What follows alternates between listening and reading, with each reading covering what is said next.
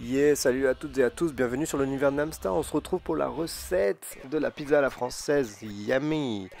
Donc n'oubliez pas que dans la description de la vidéo, vous avez le lien sur mon site avec tous les ingrédients de la recette. Voilà, donc il vous faut pas grand chose pour faire la pâte à pizza. En tout cas, il vous faut un petit peu de farine, du sel, du poivre qu'on mélange. Et ensuite, on va venir également diluer dans un verre d'eau tiède notre levure fraîche avec un petit peu de sucre pour donner de la force bien sûr à cette levure. On va bien la diluer, on va la laisser reposer. Et pendant ce temps-là, on va faire un petit creux dans notre préparation de farine. Et on va rajouter l'huile d'olive, c'est super important, c'est ce qui va donner le goût à votre préparation. Voilà. Vous reversez bien sûr la levure petit à petit, comme ça, voilà, vous pouvez voir si c'est trop sec, vous rajoutez un petit peu, si c'est trop liquide, vous rajoutez un petit peu de farine, voilà, vous jouez un peu jusqu'à pouvoir la travailler à la main. Une fois que vous la travaillez à la main, vous la travaillez 5 petites minutes, vous formez une boule et vous la laissez reposer environ une petite demi-heure, 45 minutes. Voilà, le temps de couper d'une part les ingrédients. Et ensuite, voilà, elle va lever tranquillement cette pâte.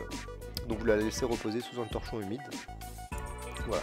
Après une demi-heure, vous cassez le gaz et vous retravaillez la pâte. Et à ce moment-là, on va la séparer en deux, parts égales, pour faire nos deux petits pâtons. Parce qu'on va faire deux pizzas. L'une classique, hein, on va dire un peu style marguerite, et l'autre pizza blanche avec oignons et poivrons. C'est délicieux. Et bien sûr du fromage. Donc vous préparez vos petits pâtons jusqu'à faire des deux petites boules comme ça. Et voilà, faut que la consistance ça soit assez lisse hein, normalement à ce stade-là. Et on va laisser reposer au frigo encore quelques minutes, le temps que nous de notre côté, on aille préparer nos sauces. Voilà. Alors pour la marguerite, on va faire une sauce tomate classique, mais avec des ingrédients que j'ai rajoutés pour donner un petit peu plus de goût à la préparation. Donc tomates fraîches qu'on va venir mixer avec basilic frais du jardin et des oignons. Alors c'est pas obligé, mais bon, les oignons ça va donner quand même pas mal de goût à votre sauce. Un coulis de tomate, ça c'est plus pour la consistance. Faut pas que ça soit trop liquide parce que si vous utilisez que des tomates fraîches, ça va être un petit peu trop liquide. Du sucre pour casser l'acidité des tomates. Et également un petit peu de sel, du poivre. À ce stade-là, après, moi ça me convient comme ça. Si vous préférez avoir un petit peu plus de goût, voilà, il ne faut pas hésiter à rajouter un petit peu des herbes de Provence, etc. Donc voilà, on mixe le tout et c'est prêt. Pas plus que ça, avec peut-être un petit filet d'huile d'olive également. Et voilà, c'est prêt. On a notre préparation de sauce tomate pour notre pizza prête. Voilà, les pâtons ont bien levé. On va encore venir casser le gaz. On va venir retravailler la pâte, mais très légèrement. Et on va venir l'étaler sur votre plan de travail sur de la farine pour pas que ça colle et pour former notre pâte à pizza. Voilà, donc vous pouvez le faire à la main, moi je le fais au rouleau, c'est plus rapide. À la main ça va très bien. Et à ce stade là, donc voilà, vous essayez de faire une forme assez ronde, hein, voilà, vous battez les côtés, etc.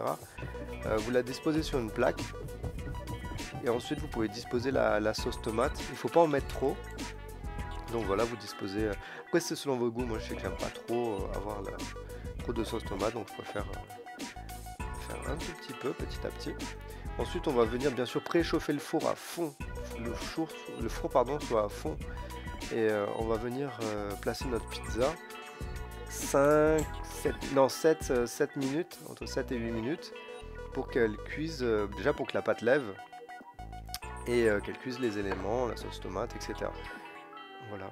Alors sur cette pizza, la particularité c'est que j'ai rajouté des petites olives hein, aussi. Ça c'est indispensable pour les pizzas. Donc ensuite, au bout de 7-8 minutes, on la sort. On va venir mettre le fromage. On va refaire fondre le fromage encore 5-6 minutes. Le temps de déguster un verre de vin rouge et de préparer la seconde pizza. Alors la seconde pizza, c'est une fugaceta, une pizza blanche à base d'oignons et de poivrons rouges. C'est délicieux. Et même principe, on va la cuire 7-8 minutes. Ensuite, on la sort.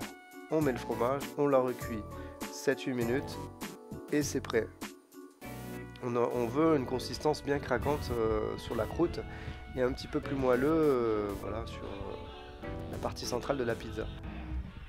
Et bien sûr, voilà, magnifique pizza, facile à faire, rapide à faire à déguster avec un verre de vin rouge, une bière, ce que vous voulez. Voilà, régalez-vous. C'est facile à faire et n'oubliez pas à retrouver sur mon site https://univernamsta.fr toute la recette pour réaliser cette fameuse pizza à la Frenchie. Allez, je vous laisse. Peace!